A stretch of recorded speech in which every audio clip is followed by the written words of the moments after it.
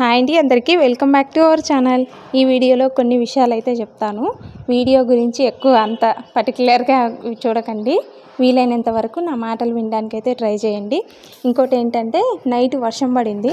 అయితే ఈరోజు టిఫిన్స్ ఏం పెట్టట్లేదు కానీ ఒక మంచి కంటెంట్ మనం మాట్లాడుకుందాం అయితే అనుకున్నాను అనమాట. ఈరోజు ఏంటంటే, మార్నింగ్ 5కి లేచిన అనమాట. లేచి నేను నైటే అనుకున్నా, ఒకవేళ మార్నింగ్ అయినా వర్షం పడితే టిఫిన్ పెట్టడం బంద్ చేద్దాము, లేదు మంచిగానే ఉంటే టిఫిన్ పెట్టడం అయితే పెట్టేస్తా అనుకున్నాను. అయితే నేను స్టవ్ వెలిగించి ఒక 4 చేశానండి ఉతప్పం. కాకపోతే ఇక వెంటనే వర్షం సౌండ్ వచ్చిందనమాట. సరే అని చెప్పేసి నేను బాల్కనీ వెళ్ళి చూస్తే ఫుల్ వర్షం పడుతుంది, రోడ్డు మీద నీళ్ళు వచ్చేస్తున్నాయి. అందుకని నేను ఇంకా చేయడం అయితే బంద్ చేశాను. ఇంకోటి, మనం ఏదైనా మనకి ఎవరు రెస్పెక్ట్ ఇవ్వట్లేదు, మనం అంటే ఎవరికి రెస్పెక్ట్ లేదు అనుకున్నప్పుడు వీలైనంత వరకు ఒకరి హెల్ప్ అయితే అడగండి. అది హస్బెండ్ కావచ్చు, అమ్మ కావచ్చు, నాన్న కావచ్చు, ఎవరైనా కావచ్చు, మన పిల్లలైనా కావచ్చు, ఏదైనా పర్వాలేదు. ఎవరైనా పర్వాలేదు. అయితే వీలైనంత వరకు వాళ్ళ మీద డిపెండ్ అయ్యేలాగా అయితే అసలు ఉండకూడదు. నేను ఏదైనా మాటలో కొంచెం మిస్టేక్ అయితే ముందే చెప్తున్నా.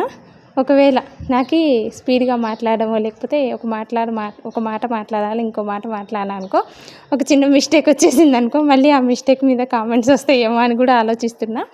నేను అంత పెద్దవాళ్ళకి చెప్పేంత పెద్ద అని కాదు, కానీ వీలైనంత వరకు మనకేంటంటే, ఎదుటి వాళ్ళు రెస్పెక్ట్ ఇవ్వడము అంటే మనం సంపాదిస్తేనే ఎదుటి వాళ్ళు రెస్పెక్ట్ ఇస్తారేమో, లేదు అంటే మనం అంటే విలువ ఉండదేమో అని మనం అట్లా అనుకుంటాం అన్నమాట. సంపాదించడం గురించి, మనమంటే విలువగా గురించి అని కాదు. వీలైనంత వరకు ఒకరి హెల్ప్, లేకపోతే చిన్న చిన్న పనులు, పెద్ద పనులు ఏదైనా కానివ్వండి, ఒక డబ్బు పరంగా కానివ్వండి, వీలైనంత వరకు ఎదుటి వాళ్ళని అడిగినామనుకోండి, ఒకవేళ ఆ ఇద్దరి మధ్యలో ఏదైనా ఏదైనా వచ్చిందనుకోండి, అప్పుడు టక్కున నా హెల్ప్ లేనిది నువ్వేమీ చేయలేవు అన్న మాట వచ్చేస్తుంది.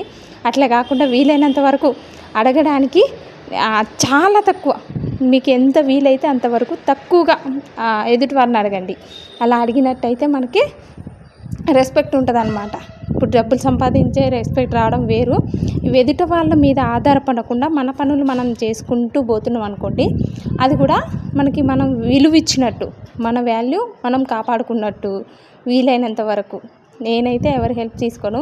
మా వారితో మా ఇద్దరి మధ్య కూడా గొడవలు వచ్చేస్తాయి. అంటే మా అమ్మ, మా నాన్నలు ఎవరు లేరు, మా హస్బెండ్ కూడా వాళ్ళ అమ్మ, వాళ్ళ నాన్న ఎవరు లేరు.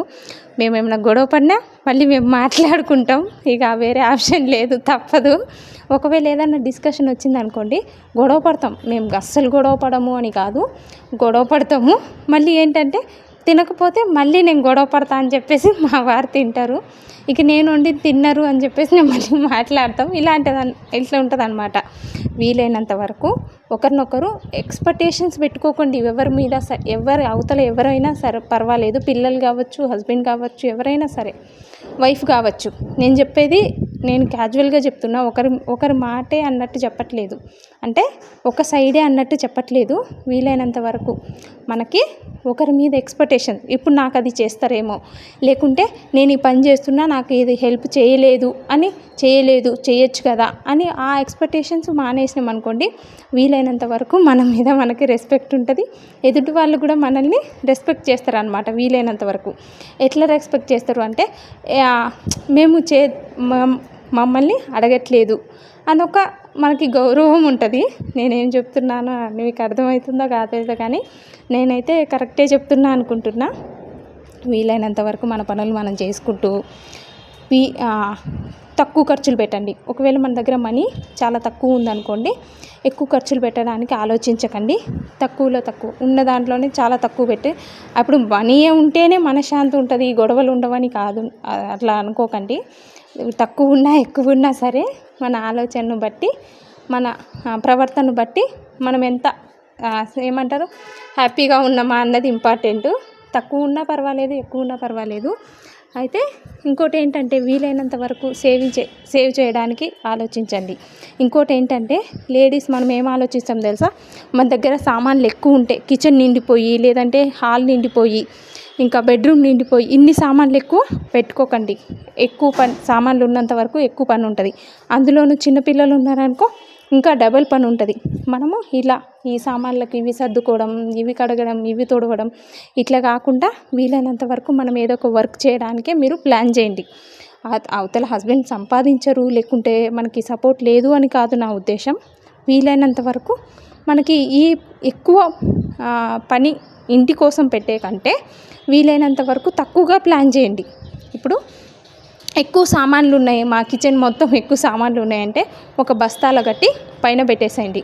అవసరమైనప్పుడు రిలేటివ్స్ వస్తేనో లేకపోతే ఏదైనా ఫంక్షన్ ఉన్నప్పుడు తీయండి. అంటే పడేయమని లేకుంటే వదిలేసేయమని కాదు నా ఉద్దేశం. తక్కువ మన పనిని కొంచెం తగ్గించుకోవడం అన్నమాట. ఇట్లా తగ్గించుకున్నాం అనుకోండి, మనకి టైం దొరుకుతుంది. టైలరింగ్ నేర్చుకుంటామా, లేదు శారీస్కి పెయింటింగా, లేదు ఎంబ్రాయిడింగా, ఇంకోటి మగ్గం వర్కా. అంటే అందరికీ నేను ఒకటే చెప్పట్లేదు, మీరే టిఫిన్ చేయండి, బయటికి వెళ్ళి మీ సేల్ చేయండి అని చెప్పట్లేదు. నేను ఒక ఆలోచన నాకు అనిపించింది, నేను చెప్తున్నాను అనమాట. వీలైనంత వరకు తక్కువ పనిలో మనం ప్లాన్ చేసుకున్నాం అనుకోండి, మనకు ఆ టైం అనేది సేవ్ అవుతుంది. చిన్నపిల్లలు ఉన్నప్పుడు ఒకవేళ మీరు బయటకు వెళ్ళి ఏ పని చేయలేకపోయినా, ఇంట్లో ఉండి ఏం నేర్చుకోలేకపోయినా మనకు కొంచెం పని తగ్గుతుంది కదా, అవునా కదా? వీలైనంత వరకు తక్కువ ఖర్చు పెట్టడానికి, తక్కువ సామాన్లు ఉండడానికి ప్లాన్ చేయండి. ఎక్కువ సామాన్లు ఉన్నంత వరకు ఒకవేళ రెంట్ హౌస్ అనుకోండి, ఇంకా మళ్ళీ పెద్ద ఇల్లు తీసుకోవాలని ప్లాన్ చేస్తాం అనమాట. ఇప్పుడు ఒక నెలకి 5,000 రెంట్ ఉన్నా 6,000 కదా, 1,000 కదా పెరుగుతుంది. ఇంకొంచెం పెద్ద ఇల్లు తీసుకుందామని ప్లాన్ చేస్తారు. అట్లా ప్లాన్ చేసినప్పుడు ఏమవుతుందంటే ఈ 12 మంత్స్కి, ఈ సంవత్సరానికి 12,000 వేస్ట్ అవుతుంది, అవునా కదా? ఏమో అండి, నేనైతే ఇట్లా ఆలోచిస్తా. నా ఆలోచనలు ఎవరికైనా నచ్చితే పర్వాలేదు, థ్యాంక్ యూ. నచ్చకపోతే ఓకే అండి, ఈ చెవున వదిలేసేయండి. ఇంకోటి ఏంటంటే తక్కువ సామాన్లు ఉన్నాయనుకోండి, ఇల్లు నీట్గా ఉండడానికి కూడా మనకి అవకాశం చాలా ఎక్కువ ఉంటుంది అనమాట. ఇంకోటి ఏంటంటే ఎక్కువ సామాన్లు పెట్టుకొని మనం చేయలేక కోప్పడి, చిన్నపిల్లలు ఉన్నప్పుడు వైఫ్ అండ్ హస్బెండ్ మీద ఫైటింగ్ ఇట్లా జరుగుతుంది. నేను క్యాజువల్గా చెప్తున్నా, నన్ను అర్థం చేసుకోండి. అట్లా కాకుండా తక్కువ సామాన్లో ప్లాన్ చేయండి.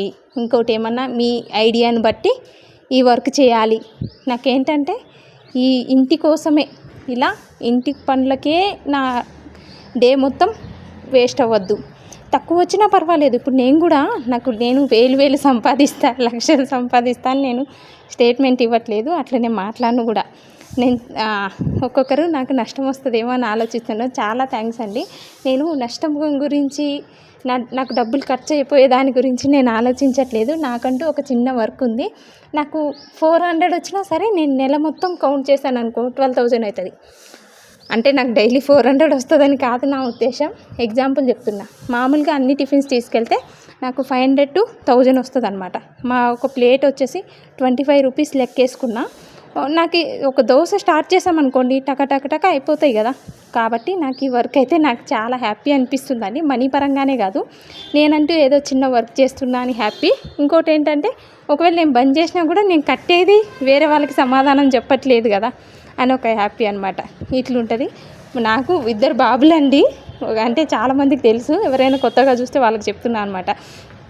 ఇలా మనం ప్లాన్ చేసినట్టయితే వీలైనంత వరకు గొడవలు రావడం తగ్గుతుంది. మనకి ఒక పని మీద మన మైండ్ వెళ్తుంది అనమాట. మన మైండ్ ఒక పని మీద వెళ్ళింది అనుకోండి, ఆ పనిని బట్టి మన ప్లానింగ్ కూడా ఇలా ఉంటుంది అనమాట. ఏదైనా కొనాలి అన్నా, లేదంటే ఏదో మనం ప్లాన్ చేసినట్టయితే పెద్ద విషయాలు ఏమైనా ప్లాన్ చేసినట్టయితే ఒకరు కష్టపడేదానికంటే ఇద్దరు ఒక చిన్న సపోర్ట్, ఎక్కువ అవసరం లేదు, చిన్న సపోర్ట్ అయినా చాలా హెల్ప్గా ఉంటుంది. Thank you for watching. Bye.